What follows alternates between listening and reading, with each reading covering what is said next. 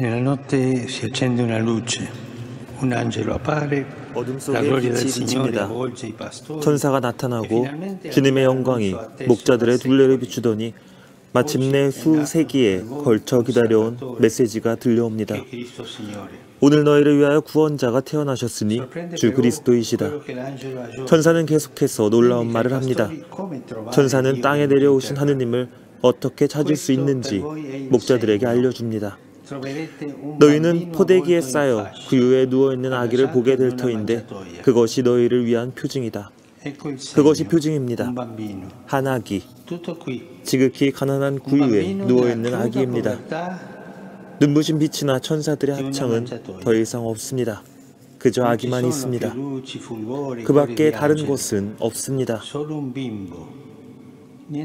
이사야가 예언한 대로입니다. 우리에게 한 아기가 태어났습니다. 복음은 이 대조를 강조합니다. 복음은 예수님의 탄생을 이야기하면서 온 세상이 호적 등록을 하도록 명령을 내린 아우구스투스 황제에게서 시작합니다. 첫 황제의 웅장함을 보여주는 것입니다. 그러나 곧이어 복음은 우리를 베들레헴으로 데리고 갑니다. 웅장함이라고는 전혀 없는 곳, 그저 목자들이 지켜보는 가운데 포대기에 쌓인 가난한 아기만 있는 곳입니다. 그곳에 하느님께서 자금 속에 계십니다. 메시지는 바로 이것입니다. 하느님께서는 웅장함 가운데 우뚝 서 계시는 것이 아니라 자금 안으로 당신을 낮추신다는 것입니다. 자금은 하느님께서 우리에게 가까이 오시고 우리 마음을 어루만지시며 우리를 구원하시고 우리를 정말 중요한 곳으로 다시 이끄시기 위해 선택하신 길입니다.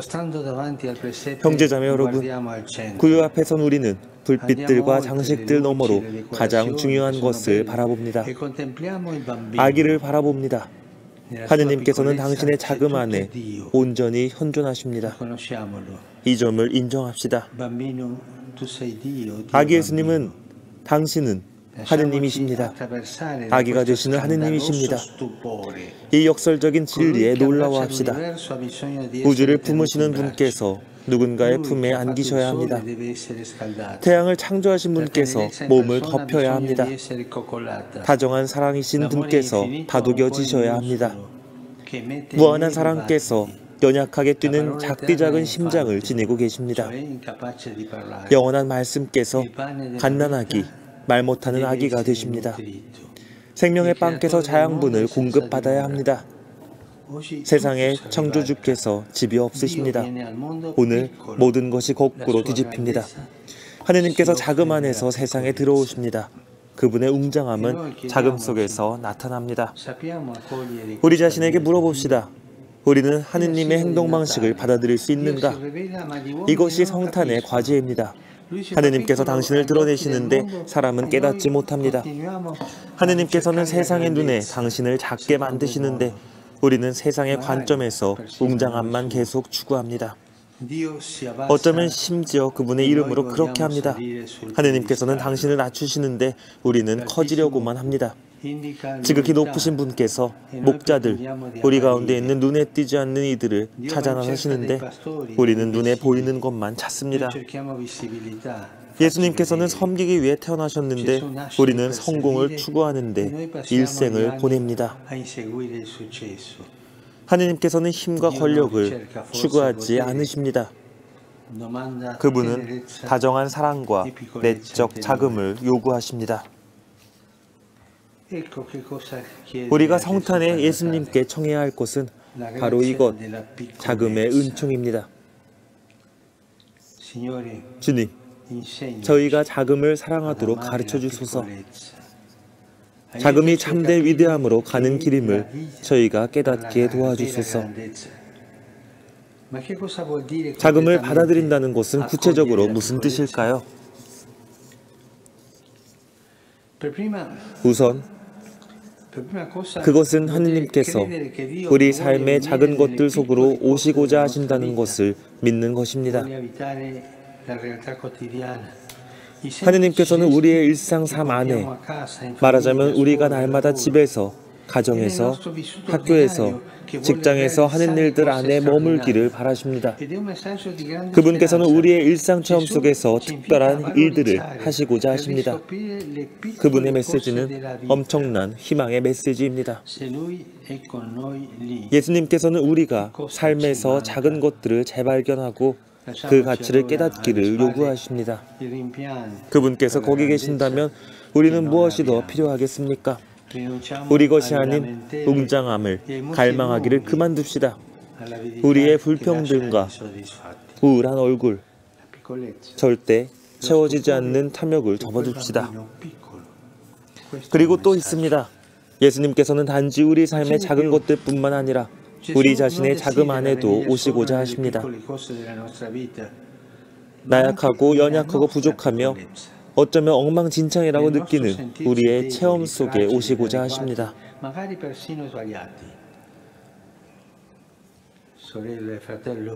사랑하는 자매님, 형제님, 베들레헴에서처럼 밤의 어둠이 그대를 짓누른다면, 차가운 무관심에 에어싸인 것처럼 느껴진다면 그대 내면의 상처가 너는 별로 중요하지 않아, 너는 쓸모가 없어, 너는 결코 네가 바라는 대로 사랑받지 못할 거야 라고 소리친다면 오늘 밤 하느님께서 대답해 주십니다. 오늘 밤 하느님께서 그대에게 말씀하십니다. 나는 있는 그대로 너를 사랑한다. 너의 자금은 나를 겁주지 않고 너의 약함은 나에게 문제가 되지 않는다. 나는 너를 위해 작아졌다. 너의 하느님이 되기 위해 나는 너의 형제가 되었다. 사랑하는 형제, 사랑하는 자매여, 나를 두려워하지 말고 내 안에서 너의 위대함을 찾아라. 나는 너에게 가까이 있다. 내가 너에게 요구하는 것은 단 하나, 나를 믿고 내 마음을 나에게 열라는 것이다. 자금을 받아들인다는 것은 다른 것을 뜻하기도 합니다. 그것은 오늘날의 작은 이들 안에서 예수님을 품어 안는다는 뜻입니다. 말하자면 우리 형제자매들 가운데 가장 작은 이들 안에서 그분을 사랑하는 것입니다. 가난한 이들, 가난하게 태어나신 예수님과 가장 닮은 이들 안에서 그분을 섬기는 것입니다. 그분께서는 바로 그들 안에서 받아들여지시기를 바라십니다. 이 사랑의 밤에 우리가 단 하나만 두려워하기를 바랍니다. 하느님의 사랑을 거스르는 것, 우리의 무관심으로 가난한 이들을 깔봄으로써 그분을 아프게 하는 것입니다. 그들은 예수님께서 가장 사랑하시는 이들이고 그들이 하늘나라에서 우리를 맞이할 것입니다. 어느 시인은 언젠가 이렇게 썼습니다. 아래에서 하늘나라를 찾지 못한 사람은 저 위에서도 얻지 못할 것이니 하늘나라를 시야에서 놓치지 맙시다. 궁핍한 이들 안에서 그분을 어루만지며 지금 예수님을 돌봅시다. 그분은 그들 안에서 당신을 드러내시기 때문입니다. 우리는 다시 한번 구유를 바라봅니다. 그리고 예수님께서는 태어나셨을 때 작은 이들, 가난한 이들에 둘러싸여 계신 것을 봅니다. 그들은 누구입니까? 목자들입니다. 그들은 가장 단순한 이들이었고 주님께 가장 가까이 있었습니다. 그들은 들에 살면서 밤에도 양떼를 지키고 있었기에 그분을 찾을 수 있었습니다. 그들은 가난했기 때문에 일을 하기 위해 거기 있었습니다. 그들은 삶의 일과표가 따로 없었습니다. 모든 것이 양떼에 달려 있었습니다. 그들은 자신이 바라는 곳에서 자신이 바라는 방식대로 살 수 없었고 그들이 돌보는 양들의 요구에 따라 살았습니다. 거기서 예수님께서 태어나십니다. 그들 가까운 곳, 변방에 있은 이들 가까운 곳입니다.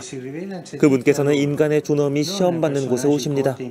그분께서는 소외된 이들을 두높이러 오시고 그들에게 당신을 먼저 드러내십니다. 많이 배운 주요 인사들이 아니라 노동하던 가난한 이들에게 당신을 드러내십니다. 오늘 밤 하느님께서는 고달픈 노동을 존엄으로 채우러 오십니다. 그분께서는 노동을 통해 인간에게 존엄을 부여하고 또한 인간의 노동 자체에 존엄을 부여하는 일의 중요함을 우리에게 일깨우십니다. 인간은 노동의 주인이지 그 종이 아니기 때문입니다. 생명의 날에 우리는 이렇게 다시 말합시다. 더 이상 일터에서 죽음은 없다. 그리고 이를 보장하기 위해 노력합시다. 구유를 마지막으로 한 번 더 바라보며 우리의 시선을 가장자리까지 넓히면 주님을 경배하러 먼 길을 온 동방박사들이 보입니다. 조금 더 가까이 들여다보면 예수님을 둘러싸고 모든 것이 한데 어우러져 있음을 알 수 있습니다.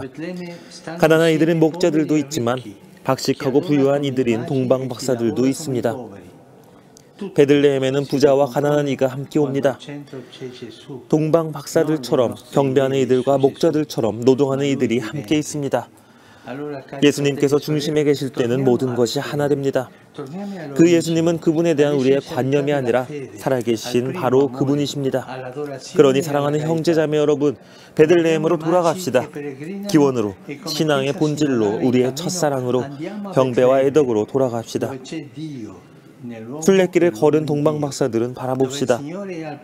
시노드 교회, 나그네 교회인 우리도 베들레헴으로 하느님께서 사람 안에 계시고 사람이 하느님 안에 있는 곳으로 갑시다.